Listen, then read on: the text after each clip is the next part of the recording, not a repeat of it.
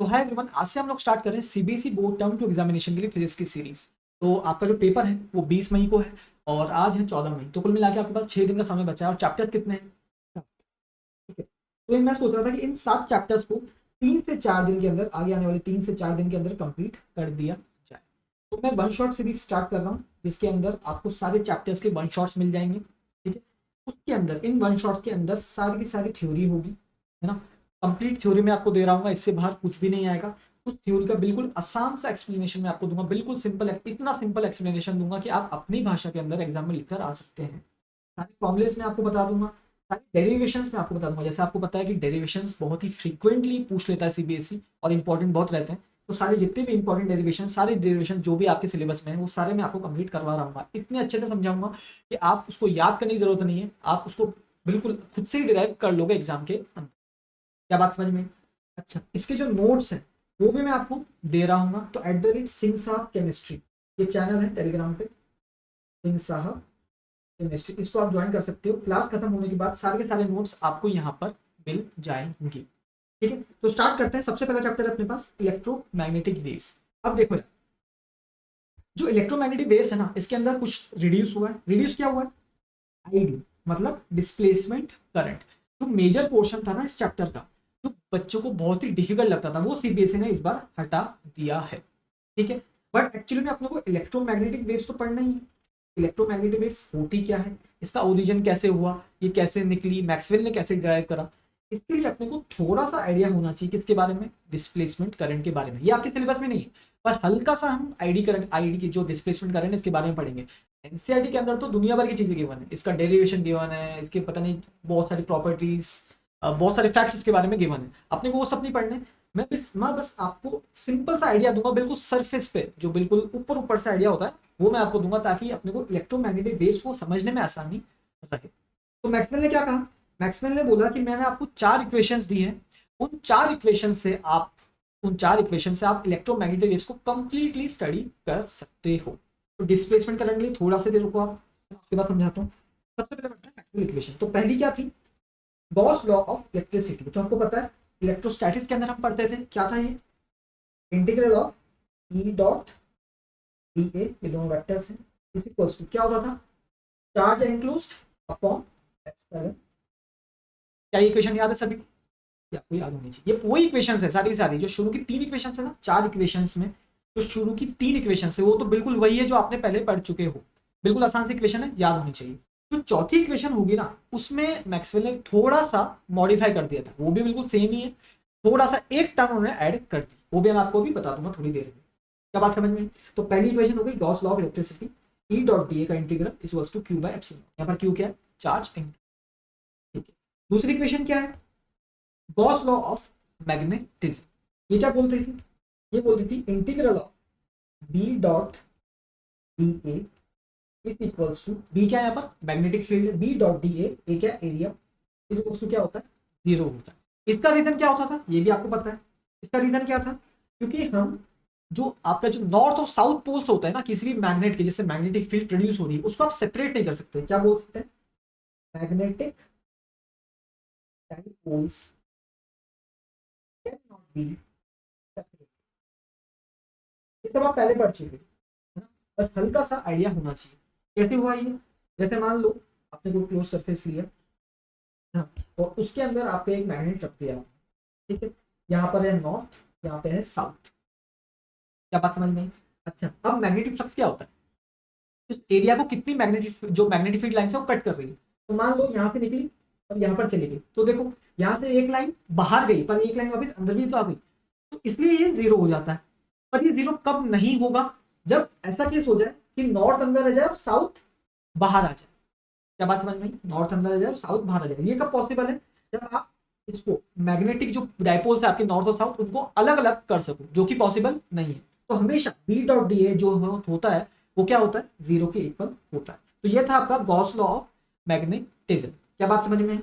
Reason भी आपको पता होना चाहिए। ठीक है। अब क्या है? अब नेक्स्ट है आपके पास फैराडेज लॉ। ये भी हमको पता है। क्या था फैराडेज लॉ?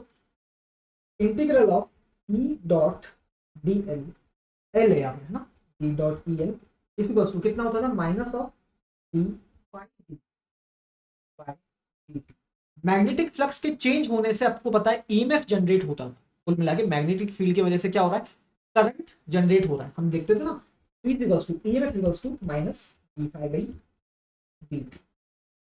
ठीक है, तो जैसे हम करते थे ना कि ऐसे ये आपका लूप है और यहाँ पर आप वो लेके आ रहे हैं, यहाँ पे नॉर्थ है, ये साउथ है, इधर आप इसको आगे पीछे करते हैं, मतलब मैग्नेटिक फ्लक्स इसके अंदर से जो जा रहा है वो चेंज हो रहा है। तो यहाँ पर इस वायर के अंदर ईएमएफ जनरेट हो जाती थी।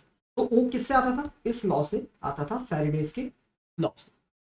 क्या बात समझ में आई? तो यहां से आपको एक बात पता चल गई कि आप मैग्नेटिक फील्ड के चेंज होने से आप इलेक्ट्रिक फील्ड को जनरेट कर सकते हो। क्या बात समझ में आई? क्योंकि मैग्नेटिक फील्ड जनरेट हुई, उसका मैग्नेटिक फ्लक्स चेंज हुआ, मतलब मैग्नेटिक फील्ड है वहां पर। उस मैग्नेटिक फील्ड के चेंज होने से, उस मैग्नेटिक फ्लक्स के चेंज होने से वहां पर ईएमएफ डेवलप हुआ। ईएमएफ का मतलब क्या है, इलेक्ट्रिक फील्ड। बात समझ में? तो मैग्नेटिक फील्ड से इलेक्ट्रिक फील्ड आप जनरेट कर सकते हो। एक पॉइंट यहाँ पे आपका क्लियर हो गया। इस पॉइंट को अपन वापस यूज करेंगे, इसको ध्यान रखना।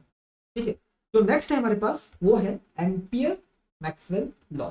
अब ये भी आपको लॉ पता है, जो अपना ओरिजिनल लॉ था ना, जो ओरिजिनल लॉ था वो क्या था, एम्पियर्स सर्किटल लॉ। ठीक है ना, एसीएल जिसको हम बोलते थे, वो क्या होता था, वो होता था आपका B dot D L equals to mu not into I.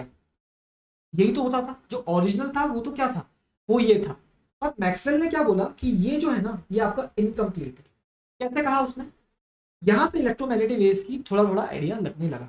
Maxwell ने क्या करा, एक सर्किट बनाया ऐसे और यहां पर लगा दिया कैपेसिटर, यहां पर लगाया एक एसी सोर्स और ये ऐसे। ठीक है, अच्छा ये कैपेसिटर है। ठीक है, अब मान लो कि यहाँ पर पॉजिटिव है, यहाँ पर नेगेटिव है, क्योंकि एसी है तो एक बार पॉजिटिव एक बार नेगेटिव। अभी मान लो पॉजिटिव और ये नेगेटिव, तो होगा कि यहाँ से करंट निकलेगा, यहाँ से करंट जाएगा, यहाँ पे जाएगा, यहाँ से निकलेगा, यहाँ जाएगा, ऐसा सर्किट पूरा कंप्लीट हो जाएगा। अब उसने क्या करा, उसने एक्सपेरिमेंट करा, उसने यहाँ पर एक मैग्नेटिक कंपास रखा।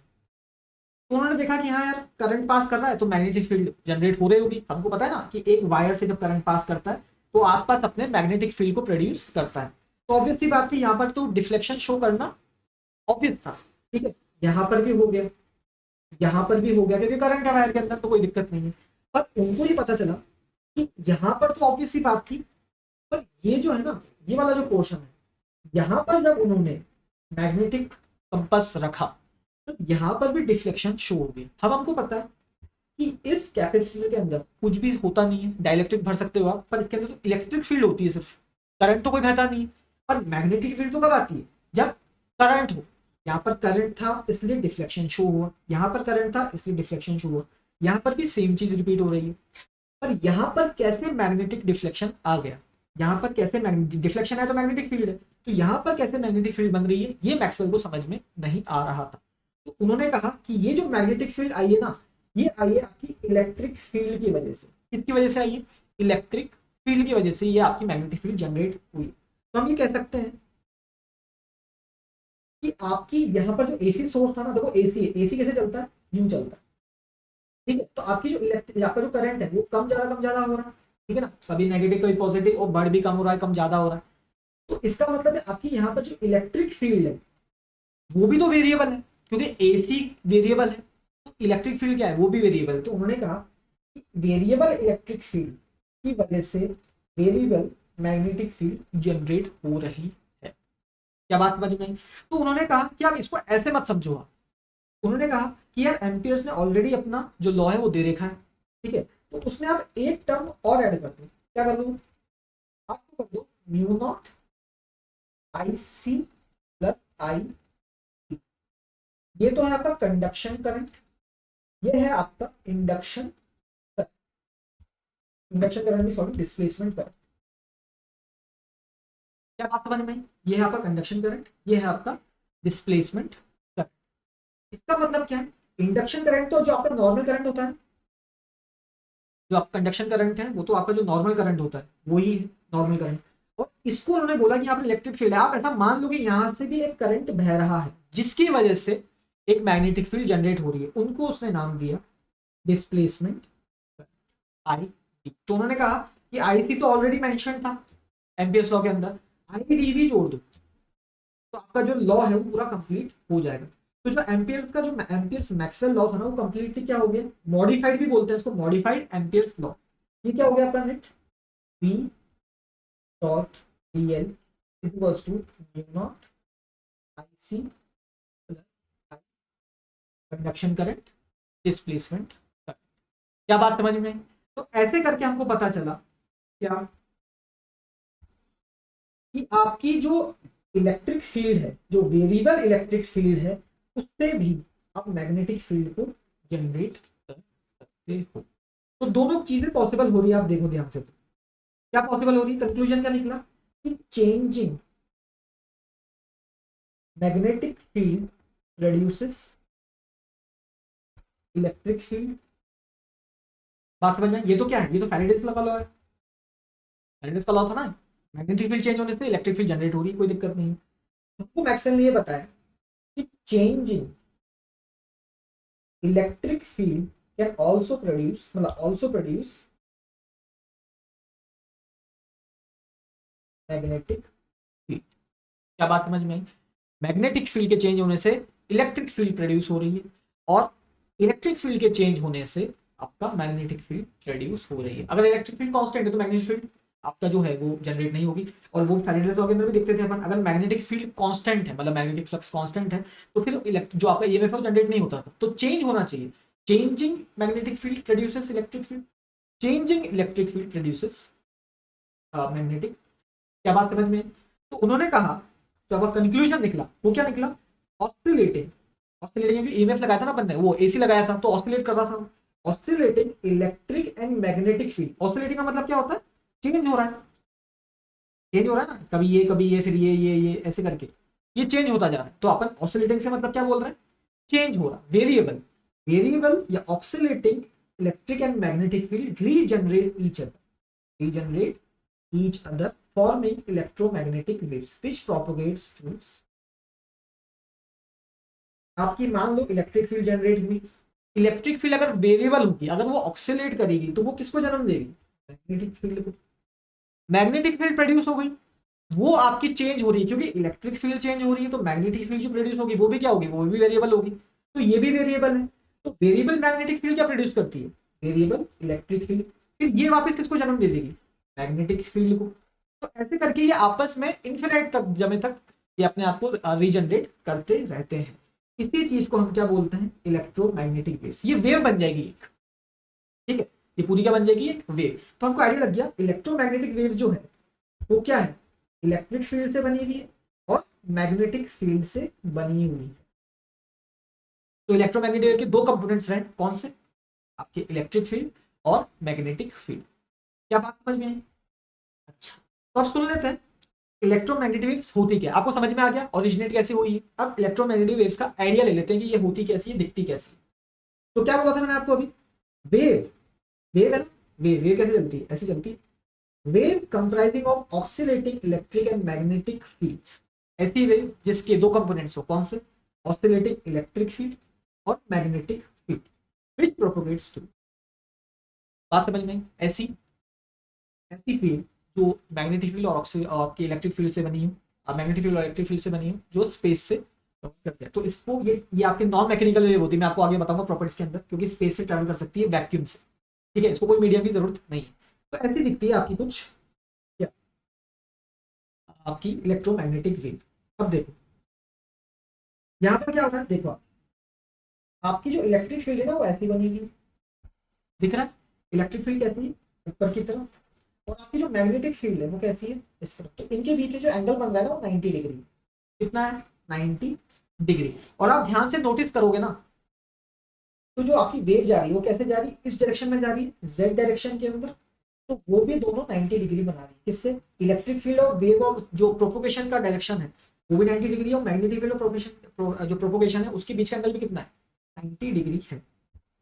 तो हम ये बोल सकते हैं electric field is perpendicular to magnetic field is perpendicular to direction of propagation of wave, direction of wave propagation। क्या बात समझ में? तो ये चीज इंपॉर्टेंट है।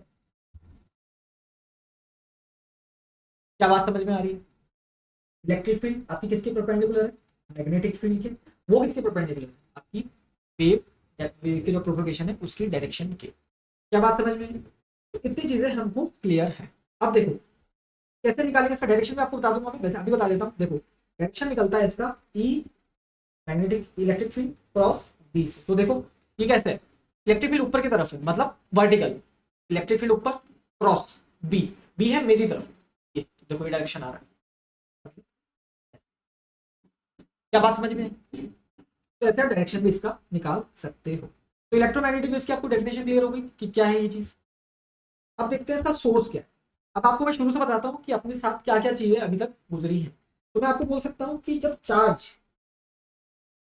जो चार्ज है जब वो रेस्ट पर होता है ना, तो हम पढ़ते हैं इलेक्ट्रोस्टैटिक्स, है ना। जब चार्ज रेस्ट पर होता है, जब हम पढ़ते हैं इलेक्ट्रोस्टैटिक्स, इसका मतलब यहाँ पर क्या जनरेट होगी थी, इलेक्ट्रिक फील्ड, बोल सकता हूँ इलेक्ट्रिक फील्ड जनरेट होती है जब भी चार्ज रेस्ट पर होता है, जब इलेक्ट्रिक फील्ड जनरेट होती है, सिर्फ इलेक्ट्रिक फील्ड जनरेट हो सकती है।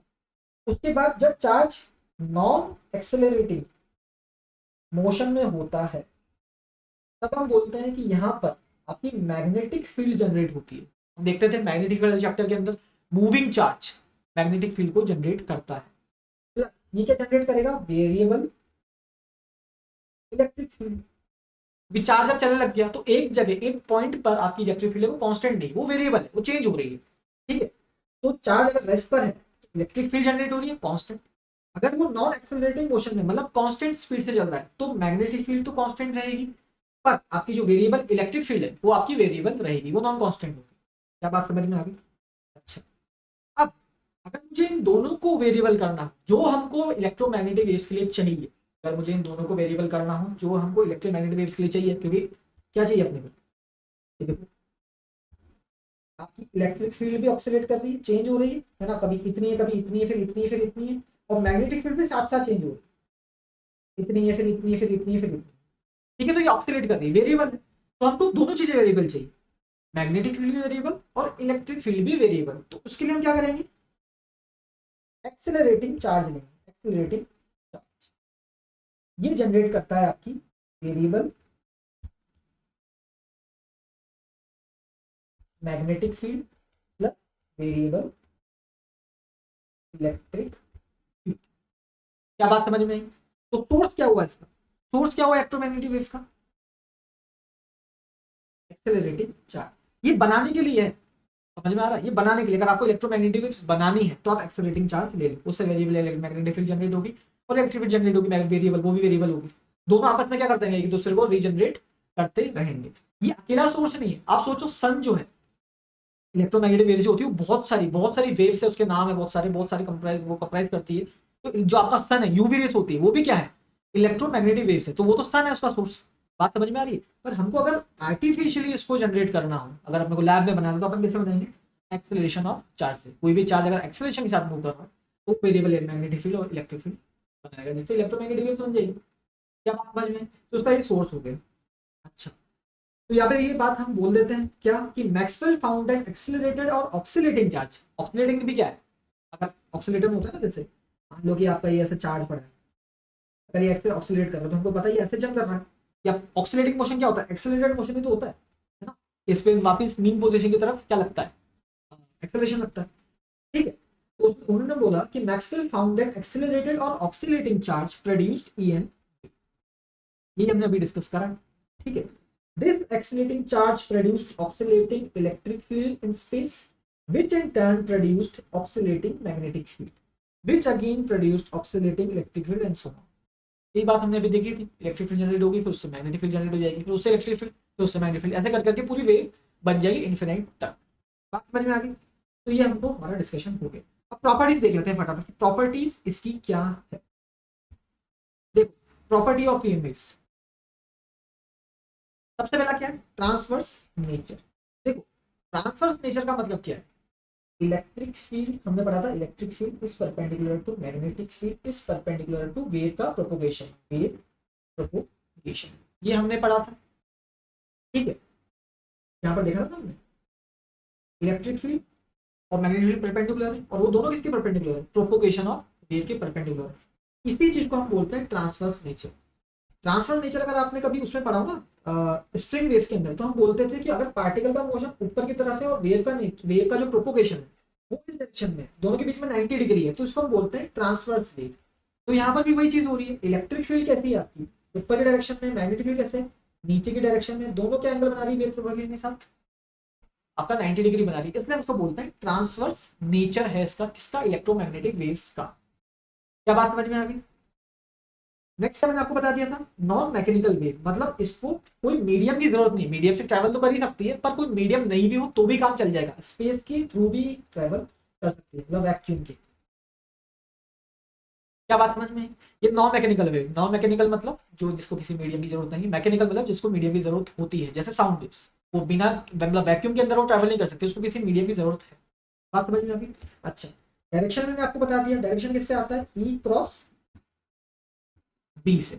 डायरेक्शन के बारे में एक कंफ्यूजन और होता है बच्चों, देखो मैंने आपको बताया था कि ई क्रॉस बी से अपन डायरेक्शन निकाल सकते हैं, तो इसका क्या था, ई ऊपर बी मेरी तरफ, प्रोपोगेशन इधर, बिल्कुल आ रहा है, कोई दिक्कत नहीं। बच्चे क्या इसमें कंफ्यूज हो जाते हैं कि सर यहाँ पर तो वैल्यूज अलग अलग हो गई, इसका प्रोपोगेशन कैसे निकालेंगे, तो देख लो यहाँ पर ये इलेक्ट्रिक फील्ड है जो कि नीचे की तरफ हो गई है, और ये आपकी मैग्नेटिक फील्ड है। क्या बात समझ में आ रही। तो आपका जो इलेक्ट्रिक फील्ड है वो कैसी है, ये है, और आपका जो मैग्नेटिक फील्ड है वो किस तरफ है, आपकी तरफ है, स्क्रीन की तरफ, यूं। तो देखो अभी भी कैसे आ रही है, इस तरफ आ रही है। बात समझ में आई। नीचे की तरफ इलेक्ट्रिक फील्ड है तो नीचे डायरेक्शन रखा, और आपकी तरफ ये, तो ये ऐसे, तो अभी भी वेव कैसे जा रही है, ऐसे ही जा रही है। तो इसको कंफ्यूजन क्रिएट नहीं करना है माइंड के अंदर, थोड़ी सी इसके बारे में देखते हैं। ठीक है, तो आपको बता दिया ट्रांसफर नेचर होता है, नॉन मैकेनिकल होती है, डायरेक्शन भी आप कैसे निकाल सकते हैं। नेक्स्ट है हमारे पास स्पीड। इन इलेक्ट्रोमैग्नेटिक वेव्स की स्पीड क्या होती है, तो एक स्टेटमेंट लिख लो, all EM waves, all electromagnetic waves travel with same speed in a particular medium.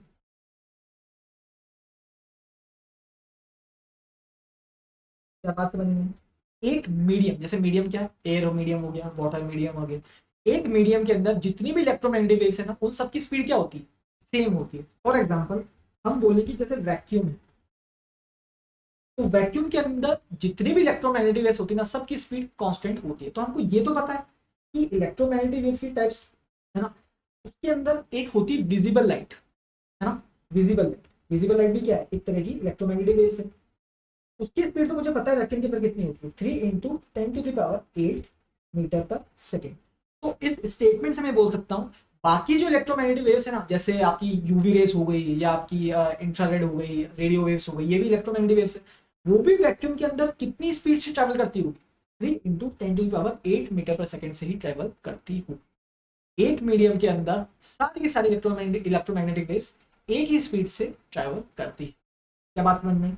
जैसे मीडियम चेंज हो जाएगा, स्पीड चेंज हो जाएगी, तो सारी इलेक्ट्रोमैग्नेटिक वेव्स की एक साथ चेंज हो जाएगी। बात समझ में। इसका फॉर्मूला क्या होता है, स्पीड का फॉर्मूला हम लिख सकते हैं, जो कॉमन स्पीड का जो फॉर्मूला होता है, एक रेगुलर मतलब एक स्टैंडर्ड स्पीड का, वो होता है 1/म्यू एप्सिलॉन। ठीक है, म्यू क्या है यहाँ पर, परमिएबिलिटी, और ये क्या है आपकी परमिटिविटी। और हम जब स्पेस की बात करते हैं, वैक्यूम की बात करते हैं, जब हम लिख सकते हैं सी, सी से रिप्रेजेंट करते हैं हमेशा। पर सी की वैल्यू क्या है, 3 × 10⁸ मीटर पर सेकेंड। क्या लिखते हैं इसको, 1/म्यू नॉट एप्सिलॉन। क्या बात समझ में। ये म्यू नॉट क्या है, एब्सोल्यूट परमिएबिलिटी, ये क्या है, एब्सोल्यूट परमिटिविटी। बात समझ में। इसकी वैल्यू कितनी होती है, 3 × 10⁸ मीटर पर सेकेंड। तो वैक्यूम के अंदर सारी की सारी इलेक्ट्रोमैग्नेटिक वेव्स कितनी स्पीड से ट्रैवल करती है, तो ये स्पीड का फॉर्मूला आपके पास। बात समझ में। अच्छा, अब देख लो इक्वेशन ऑफ इलेक्ट्रोमैग्नेटिक वेव्स, काफी छोटा सा है। क्या होती है इलेक्ट्रोमैग्नेटिक वेव्स की इक्वेशन, देख, इलेक्ट्रोमैग्नेटिक वेव एक है तो वेव ही है ना, तो इसकी इक्वेशन कैसी होगी, वेव जैसी होगी। तो हम बोल सकते हैं इसके दो कंपोनेंट्स है, इलेक्ट्रिक फील्ड और मैग्नेटिक फील्ड, तो दोनों के लिए लिख लो, E equals to electric field equals to E naught, जो उसका एम्पलीट्यूड है ना, सही है। जैसे ये है आपका जो, ये क्या है आपका, तो मैक्सिमम हाइट होगा, तो मैक्सिमम में वो जो चीज होती है उसको क्या बोलते हैं, एम्पलीट्यूड बोलते हैं, ई नॉट। और ऐसे इसके लिए क्या है, बी नॉट है। क्या बात समझ में। E equals to E not sine omega T minus K. यहाँ पर आप जेड भी लिख सकते हो, वैसे के से वो अपन बोलते हैं, जिस डायरेक्शन में वेव चल रही होती है ना, उसका डायरेक्शन अपन लिखते हैं, उसको लिखते हैं अपन। तो यहाँ पर आपको रिप्लेस कर देना चाहिए किससे, जेड से। इससे जेड से। क्या बात समझ में आई? अगर आप ऐसी फिगर बना रहे हैं, यहाँ पर एक्स है, यहाँ पर वाई और यहाँ पर जेड है, और जेड के अंदर वेव चल रही है, तो आपको यहाँ पर जेड लिखना पड़ेगा, ठीक है। और अगर यहाँ पर आप एक्स लिख देते हो, मान लो यहाँ पर एक्स हो गया, यहाँ वाई हो गया और यहाँ जेड हो गया, तो एक्स में चल रही है आपकी वेव, तो यहाँ पर आप क्या लिखोगे, एक्स लिखोगे। क्या बात समझ में आई? अभी फिलहाल अपनी जेड में चल रही, तो अपन ने जेड यहाँ पर लिख दिया। इसके बारे में क्या लिखते हैं हम? ओमेगा क्या होता है आपका, 2 पाई बाय टी, क्या है, टाइम पीरियड। और आपका के जो होता है वो क्या होता है, 2 पाई बाय लैम्डा। लैम्डा क्या, वेवलेंथ, इलेक्ट्रोमैग्नेटिक। क्या बात समझ में? एक जो इंपॉर्टेंट रिलेशन यहाँ पर है वो क्या है, इलेक्ट्रिक फील्ड और मैग्नेटिक फील्ड के बीच। वो क्या है, आपका जो सी होता है ना, जो सी होता है वो आपका क्या होता है, ई बाय सी। क्या होता है, ई बाय। ये बहुत ही इंपॉर्टेंट रिलेशन है, आपको याद रखना। क्या बात समझ में आई? क्योंकि डेरिवेशन आगे अपन आगे अभी आगे करेंगे, उसमें इसका यूज हो रहा होगा। जो आपकी लाइट की स्पीड होती है वो क्या होती है, ई बाय वी होती है। समझ में आ गया, electric field by magnetic field. Next है अपने पास एनर्जी डेंसिटी। क्योंकि वेव है, हमको पता है वेव के पास क्या होती है, एनर्जी होती है ना। वेव के पास क्या होती है, एनर्जी। हमने जब वेव्स पढ़े थे, जब वेव्स के अंदर आपने क्या सीखा था कि वेव, कोई भी वेव होती है तो अपने साथ वो एनर्जी लेके चलती है, तो उसकी एनर्जी तो है। यहाँ पर हम इलेक्ट्रोमैग्नेटिक वेव्स के अंदर एनर्जी डेंसिटी की बात करते हैं, क्योंकि वो ज्यादा इंपॉर्टेंट है। क्या बात समझ में आई? अच्छा, जो एनर्जी डेंसिटी है ना, उसका क्या मतलब है, एनर्जी पर यूनिट वॉल्यूम। मतलब बोल सकता हूँ स्मॉल यू, एनर्जी डेंसिटी है, ये क्या है, small u is equals to energy, जो बड़ा यू है, बड़ा यू बाय, ये आपकी क्या है, energy density, u by V, energy by volume. ठीक है। अब आपका जो ये यू है ना, जो एनर्जी डेंसिटी है, क्योंकि इलेक्ट्रिक फील्ड और मैग्नेटिक फील्ड से मिलकर इलेक्ट्रोमैग्नेटिक वेव बनी है, तो आपकी जो यू आएगी वो कितनी आएगी, you E, energy density of electric field plus energy density of magnetic. क्या बात समझ में? हमको ये भी याद है, इनके फॉर्मुलेस क्या होते थे, half epsilon not E square plus half E square by bye mu not. क्या ये होता था? तो ये रिलेशन आपके पास आ गया, क्या है, half epsilon not E square plus half B square by mu not. क्या बात समझ में आई? अब इसी को अपने, ये जो इक्वेशन है ना, ये आपकी इंपॉर्टेंट इक्वेशन है। इससे आपका एक डेरिवेशन है जो बहुत इंपॉर्टेंट पूछा जाता है, उसको देखते हैं एक बार। पहले तो सिंपल चीज देख लो। आपको पता है कि ई जो होता है ना, इसको हम रिप्लेस कर सकते हैं किससे, ई आर एम एस। ये तो ई है, जनरली हम बोल सकते हैं कि ये क्या है आपका, E R M S, root mean square, जिसकी वैल्यू किसके बराबर होती है, E not by root two. E not क्या है, मैग्नीट्यूड, आपका जो एम्पलीट्यूड है, ठीक है, E not electric field value. ऐसे ही जो बी आर एम एस होगा वो क्या होगा, B not by root two. तो मैं लिख सकता हूँ, मैंने लिखा था कि यू जो होता है वो होता है आपका हाफ एप्सिलॉन नॉट, ई को मैं लिख रहा हूँ ई आर एम एस का whole square plus half B R M S का होल स्क्वायर बाय म्यू। क्या बात समझ में? अच्छा, ई आर एम एस मैंने क्या लिखा था, ई नॉट बाय रूट, मैं बोल सकता हूँ half E not epsilon not E not by root two का whole square plus half B R M S क्या लिखा था, B not by root two का होल स्क्वायर 1/म्यू। क्या बात समझ में? यहाँ से आप कैलकुलेट करोगे तो ये हो जाएगा हाफ इंटू ये 1/√2 का होल स्क्वायर हो जाएगा 2, तो 2 into 2 1/4, 1/4 epsilon not E not का होल स्क्वायर प्लस ये भी 1/4 हो जाएगा 1/4 बी स्क्वायर बी नॉट का स्क्वायर बाय म्यू। तो आप यहाँ से लिख सकते हो, आपकी जो फाइनल इक्वेशन है तो क्या है, 1/4 एप्सिलॉन नॉट ई नॉट का स्क्वायर प्लस बी नॉट का स्क्वायर। क्या बात समझ में आई? तो एक चीज तो आपको ऐसे आप डिराइव कर सकते हो।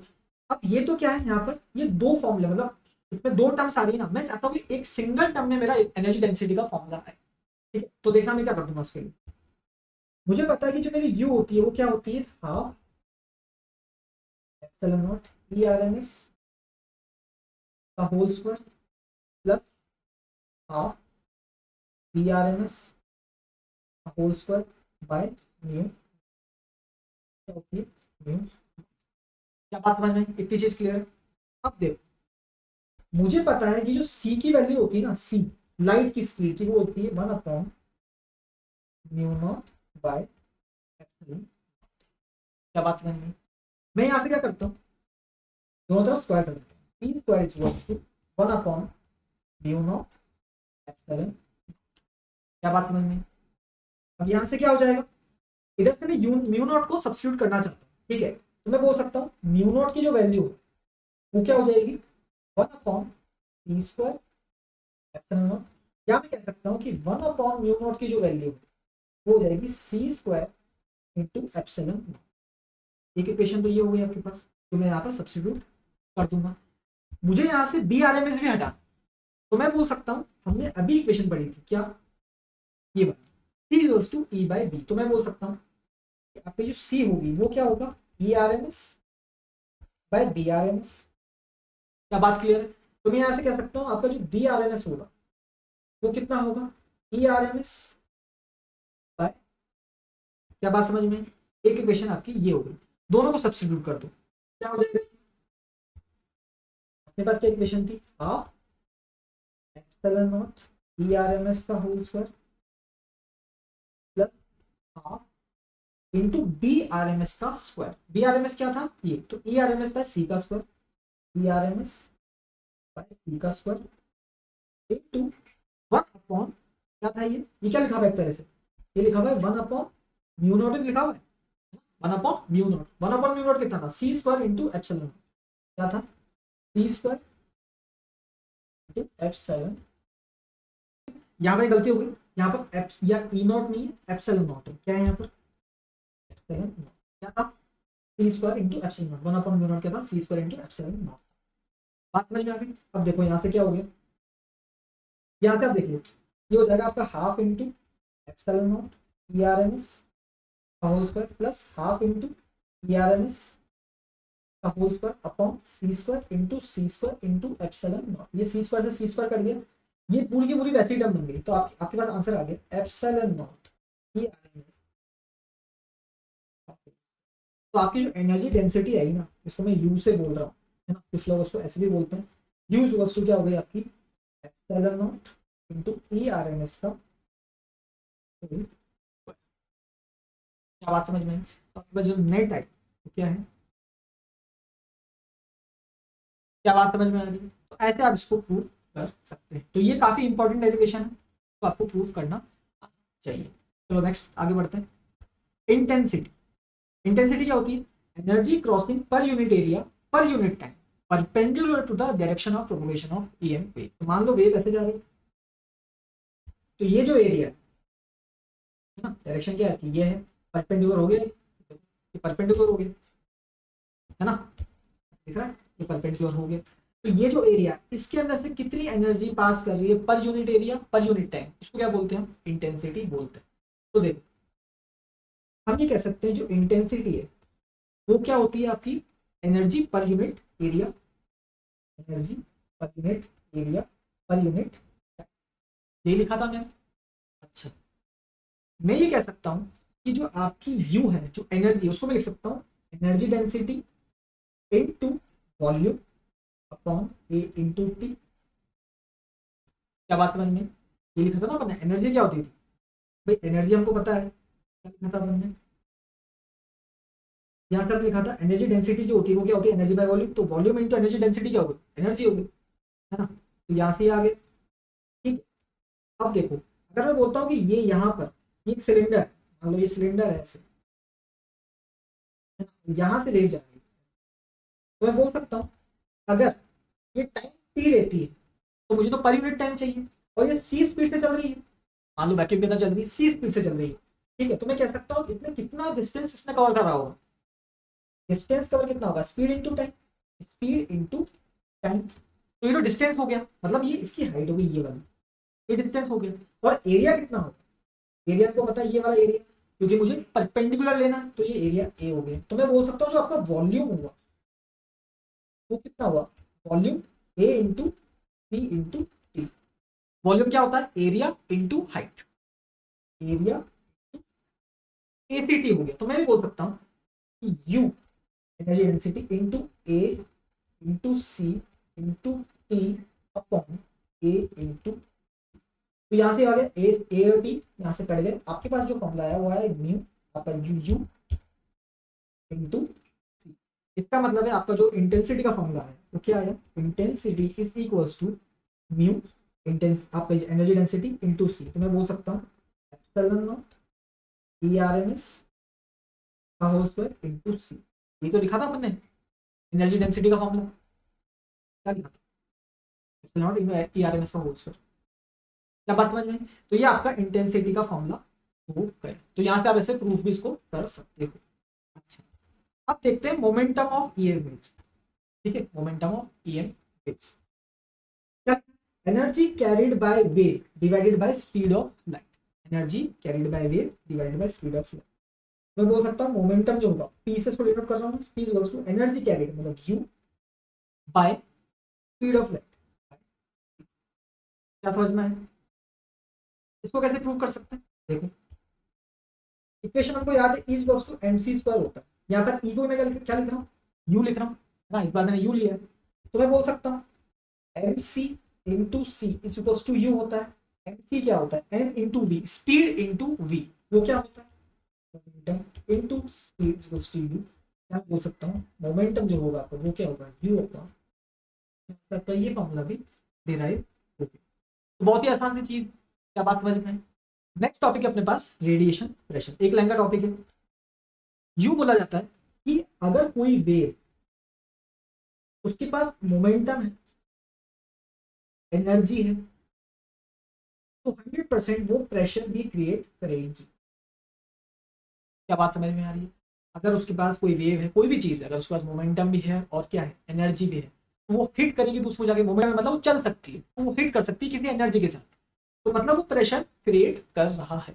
तो ऐसे इलेक्ट्रोमैग्नेटिक वेव्स जब किसी चीज पर हिट करती है तो रेडिएशन प्रेशर क्रिएट करती है। अब देखो, ये प्रेशर हमको फील क्यों नहीं होता है वो मैं आपको समझाता हूँ। पी इक्वल्स टू हमने लिखा था U by C, energy upon C, ठीक है ना, स्पीड ऑफ लाइट।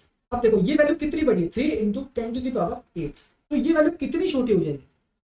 समझ में आया? तो इलेक्ट्रोमैग्नेटिक वेव्स का जो मोमेंटम है ना वो बहुत ही कम है, तो वो प्रेशर भी बहुत कम क्रिएट करेगी। आपने देखा होगा, आप जब धूप में खड़े हो जाते हो तो आपको गर्मी लगने लगती है। गर्मी क्यों लग रही है? क्योंकि इलेक्ट्रोमैग्नेटिक वेव्स के अंदर एनर्जी होती है। तो यूवी रेज है, वो भी इलेक्ट्रोमैग्नेटिक वेव्स है, वो एनर्जी लेके आ रही है, वो आप एब्जॉर्ब कर रहे हो, तो आपको गर्मी लग रही है। पर क्या उस रेस की वजह से आप हिल सकते हो?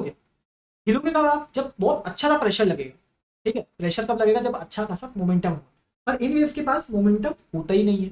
मोमेंटम मतलब होता है पर बहुत कम होता है, इतना कम होता है कि वो आपको हिला ही नहीं सकती। बात समझ में आ रही? इसलिए अपना हाथ ऐसे रख देते हैं तो गर्मी तो जरूर लगती है, पर अपना अपना हाथ हिल नहीं सकता। तो रेडिएशन प्रेशर क्या होता है? इलेक्ट्रोमैग्नेटिक वेव्स जो एक प्रेशर क्रिएट करती है किसी भी सरफेस पे, उसको हम क्या बोलते हैं? रेडिएशन प्रेशर बोलते हैं। क्या बात समझ में? तो ये आपका हो गया। तो आपका जो इलेक्ट्रोमैग्नेटिक वेव्स की जो एक थ्योरी थी ना वो पूरी कंप्लीट हो चुकी है। अब हम चलते हैं सीधा इलेक्ट्रोमैग्नेटिक स्पेक्ट्रम पर। अब क्या हुआ है, मैंने आपको बताया इलेक्ट्रोमैग्नेटिक वेव क्या है? एक वेव है। वेव्स के पास होती है वेवलेंथ। अब वेवलेंथ क्या है? बहुत तरीके की वेवलेंथ होगी, है ना, अलग अलग वेवलेंथ होगी, अलग अलग नाम है। बात समझ में आई? ऐसे हमने क्या करा, वेवलेंथ के अकॉर्डिंग या फ्रीक्वेंसी के अकॉर्डिंग हमने जो आपकी इलेक्ट्रोमैग्नेटिक वेव्स थी उनको जमा दिया, उसी को क्या बोल दिया? स्पेक्ट्रम। इसको आपको डेफिनेशन को याद करना है, orderly distribution of EM waves in accordance with their wavelength. Orderly distribution मतलब जमाना ऑफ ईएम वेव्स, बहुत तरह की ईएम वेव्स होती है, उनको ऑर्डरली फैशन में जमाना इन अकॉर्डिंस विद देयर वेवलेंथ और frequency into distinct groups having widely different properties। अलग अलग वेव्स की अलग अलग प्रॉपर्टीज होती है, उसको क्या बोलते हैं? इलेक्ट्रोमैग्नेटिक स्पेक्ट्रम बोलते हैं। क्या बात समझ में? इलेक्ट्रोमैग्नेटिक स्पेक्ट्रम जो होता है तो इस तरह से दिखता है। ठीक है, तो देखो यहाँ पर ये फ्रीक्वेंसी है और यहाँ पर ये वेवलेंथ। ठीक है, तो देखो फ्रीक्वेंसी हम कहाँ से स्टार्ट कर रहे हैं? 10⁻23 से स्टार्ट कर रहे हैं। तो ऐसे कम होते जा रही है, 10⁻23 से जाते जाते ये 10 पर पहुंच गई है। हर्ट्स में ना पर 10⁻23 से हर्ट्स 10 पे। तो ऊपर से स्टार्ट करा हाई से और नीचे बढ़ते गए, तो जितनी भी वेव्स आती गई, जिसकी 10⁻23 वेवलेंथ वो फ्रीक्वेंसी है उसको लिख दिया, उसके बाद जिसकी उसकी और नीचे है फिर उसको लिख दिया, ऐसे करते करते 10 पे पहुंच गए। तो सारी की सारी हमने एक साथ लिख दी। और हमको पता है जो आपकी जो फ्रीक्वेंसी होती है, जो फ्रीक्वेंसी होती है दूसरे कलर से लिखता हूँ उसको मैं। जो आपकी फ्रीक्वेंसी होती है वो डायरेक्टिव मोशन होती है किसकी, इनडायरेक्टिव मोशन होती है किसकी, लैम्डा की, ठीक है ना। जिसकी फ्रीक्वेंसी ज्यादा उसकी वेवलेंथ कम, है ना। क्या मैं बोल सकता हूँ, क्या minimum lambda equals to maximum frequency या मीन। बात समझ में, ये स्टेटमेंट आपको याद होना चाहिए क्योंकि इनवर्सली प्रोपोर्शनल होते हैं, ठीक है। तो यहाँ पर स्पेक्ट्रम आप देख सकते हो 10⁻23 जब फ्रीक्वेंसी थी तब वेवलेंथ कितनी आ रही थी मीटर के अंदर, 10⁻−14 आ रही थी। कितनी आ रही थी, 10⁻−14। और ऐसे करते करते जब 10 रह गई ना, जब फ्रीक्वेंसी बहुत कम कर दी हमने, कितनी 10 कर दी, तब वेवलेंथ कितनी हो गई 10⁻7। कितनी होगी 10⁻7। तो देखा आपने, जैसे ही फ्रीक्वेंसी ड्रॉप हुई वैसे वेवलेंथ इंक्रीज हो गई। तो ये अलग अलग स्पेक्ट्रम बने, ये देख लो आप, ये गामा रेस है, ये एक्स रेस है, अल्ट्रावायलेट, विजिबल रीजन पे भी इन्होंने पार्टीशन कर रखा है। ये उनकी वेवलेंथ है, वॉयलेट, ब्लू, ग्रीन और येलो, ऑरेंज, रेड, ठीक है। इसके बाद microwaves, short short radio waves, television, am radio, long radio waves, ठीक है। ये ऑर्डर जो है ये आपको याद करना है, ठीक है। ये ऑर्डर आपको याद होना चाहिए। तो हमने क्या करा, बेसिकली उसको जमा दिया और कुछ भी नहीं करा, ठीक है। अच्छा, ये देखो एक और टेबल जो एनसीईआरटी के अंदर गिवन है वो ये है, टाइम गिवन है यहाँ पर, उसकी वेवलेंथ की रेंज गिवन है। प्रोडक्शन और डिटेक्शन तो इतना ज्यादा इंपॉर्टेंट नहीं समझता हमें, प्रोडक्शन और डिटेक्शन भी आप याद करो, बट ये जो है ना टाइप रेडियो वेव और उसकी वेवलेंथ क्या होती है ये आपको याद होना चाहिए। रेडियो वेव्स है उसकी वेवलेंथ क्या, माइक्रोवेव है उसकी वेवलेंथ क्या, ठीक है। ये सारी चीजें आपको याद करनी है अच्छे से। क्या बात समझ में है, तो यहाँ देख सकते हो आप, जो रेडियो वेव्स है ना, जो रेडियो वेव्स है उनकी वेवलेंथ सबसे ज्यादा होती है, मैक्सिमम वेवलेंथ किसकी होती है, रेडियो वेव्स की। और जो मिनिमम वेवलेंथ होती है 10⁻³ नैनोमीटर, ये तो मीटर में था, ये नैनोमीटर में, वो भी 10⁻³ से भी कम। ये किसकी होती है, मिनिमम। सबसे कम वेवलेंथ होती है किसकी, गामा रेस की। सबसे ज्यादा रेडियो वेव्स की वेवलेंथ, सबसे कम गामा रेस की। क्या बात समझ में आई? तो ये आपको याद करना है अच्छे से, क्वेश्चन सीधा उठ के आ जाएगा तो अपन सीधा आंसर इसको याद कर सकते हैं, ठीक है। अब आपको सिंपल एक लास्ट जो क्वेश्चन बचा है उसका है यूसेस ऑफ एएम वेव। तो देखो रेडियो वेव्स, सबसे पहला क्या है, radio waves used in amplitude modulation from this frequency to this frequency and ground wave propagation. पहला यूज इसका ये। टीवी वेव्स के अंदर जो सिग्नल्स होते हैं उसके अंदर इसका यूज होता है। एफएम के अंदर हमको पता ही है, एफएम को तो रेडियो ही बोलते हैं एक तरह से। तो ये तीन इसके यूसेस हैं। क्या बात समझ में आ रही है, ये रेडियो वेव्स हो गई। इसके बाद ये आपको सारे याद करने हैं, ठीक है ना, बिल्कुल शॉर्ट वे में इसको लिख दिया है एज इट इज। आप वहां पर जाकर लिख के आ सकते हो, थोड़ा सा एक्सप्लेन करना हो तो एक्सप्लेन कर दूंगा, थोड़ा ज्यादा मार्क्स का है तो, बाकी बिल्कुल कंसाइज आपके यूसेस मैंने लिख दिए।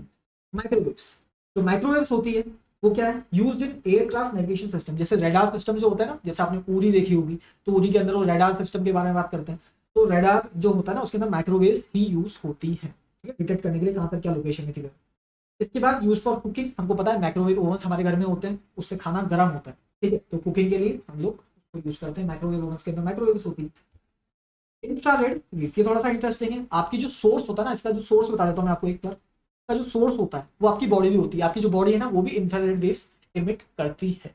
बात समझ में है, अच्छा। Used in physical therapy, physical therapy के लिए मेडिकल भी में यूज होती है। यूज्ड इन सैटेलाइट्स, सैटेलाइट्स के अंदर भी इंफ्रारेड वेव्स का यूज करते हैं।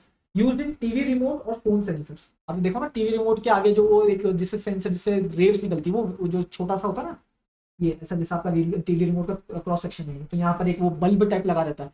ये एक्चुअली क्या है, यहाँ से वेव्स निकलती है जिससे वो डिटेक्ट इमिट होती है, ठीक है। तो इसके अंदर किसका यूज होता है, इंफ्रारेड वेव्स का यूज होता है। और फोन सेंसर के अंदर भी सेम चीज है, जैसे अपन को पता नहीं, जैसे यहाँ पर एक सेंसर लगा रहता है छोटा, ये आपकी स्क्रीन है, तो यहाँ पर एक सेंसर लगा रहता है। वो सेंसर क्या है, जैसे आप फोन को अपने पास ले जाओगे यहाँ पर, तो वो क्या करेगा, एकदम से वो बंद कर देगा स्क्रीन को। वो क्यों हो रही है, क्योंकि आपकी बॉडी से क्या हो रहा है, इंफ्रारेड वेव्स आपकी इमिट हो रही है ना।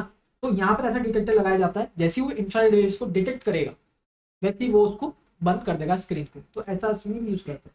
तो इंफ्रारेड वेव्स ही होगी। विजिबल रेज तो हमको पता ही है, दुनिया में देख पा रहे हैं तो किसकी वजह से, विजिबल रेज की वजह से, ठीक है।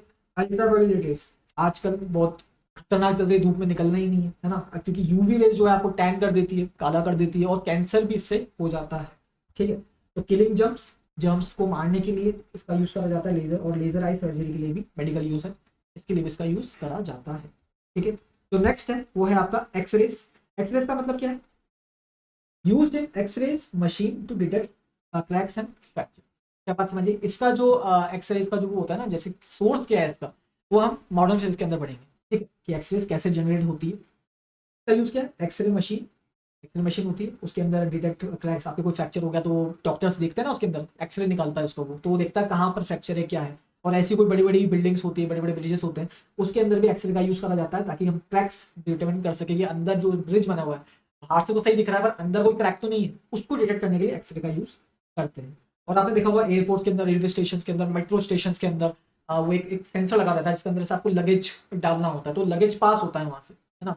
तो एक्चुअली जो इंस्पेक्टर होता है पीछे, वो एक्सरे से देख रहा होता है सब कुछ, तो आपको जितने भी एक्सप्लोजिव्स होते हैं या गन्स होते हैं वो उससे आइडेंटिफाई हो जाती है, यहाँ पर कोई ऐसी गन जैसी चीज यहाँ पर दिख रही है, तो वहां से आपको पकड़ ले। क्या बात समझ में आई? तो इतना ही आपका टॉपिक था। अच्छा, एक और टॉपिक बचा आपका गामा रेस, है ना। गामा रेस क्या है, सबसे कम वेवलेंथ वाली है ना, गामा रेस क्या होती है, सबसे कम वेवलेंथ वाली, मिनिमम वेवलेंथ। क्या बात समझ में आई? अच्छा, इसका यूसेज क्या है, treatment of cancer, used in nuclear reactions और टू किल जर्म्स। तो ये गामा रेस के यूसेस। क्या बात समझ में आई? तो यहाँ पर जाके आपका जो इलेक्ट्रोमैग्नेटिक वेव्स का जो चैप्टर है वो कंप्लीट होता है। तो इसके जो नोट्स हैं वो मैं आपको टेलीग्राम चैनल पर दे दूंगा, जिसकी लिंक भी आपको डिस्क्रिप्शन में मिल जाएगी। अभी लेक्चर खत्म होते ही, जैसे आप लेक्चर खत्म करेंगे वैसे ही आपको टेलीग्राम पर वहाँ पर नोट्स मिल जाएंगे, यही जो नोट्स मैंने यहाँ पर पढ़ाए हैं। बात समझ में, @सिंह साहब केमिस्ट्री, आप सर्च भी कर सकते हो इसको, सिंह साहब केमिस्ट्री, यहाँ पर आपको नोट्स अवेलेबल हो जाएंगी, ठीक है। तो इसका जो नेक्स्ट चैप्टर होगा वो भी हम जल्दी लेकर आएंगे, ताकि आपका जो सिलेबस है वो बहुत फास्ट तरीके से कंप्लीट हो सके। ज़्यादा बड़ी बड़ी वीडियोस नहीं होंगे, पर जितनी भी थ्योरीज है, जितने भी इंपॉर्टेंट कंसेप्ट है, जितनी भी आपकी डेरिवेशन है, सब मैं कंप्लीट करवाऊंगा, कुछ भी नहीं छोड़ने वाला। क्या बात समझ में आई? तो अगर ये वीडियो आपको अच्छा लगता है तो इसे लाइक करो, चैनल पर नए हो तो सब्सक्राइब करो, फिर मिलते हैं नेक्स्ट वीडियो में, तब तक के लिए बाय।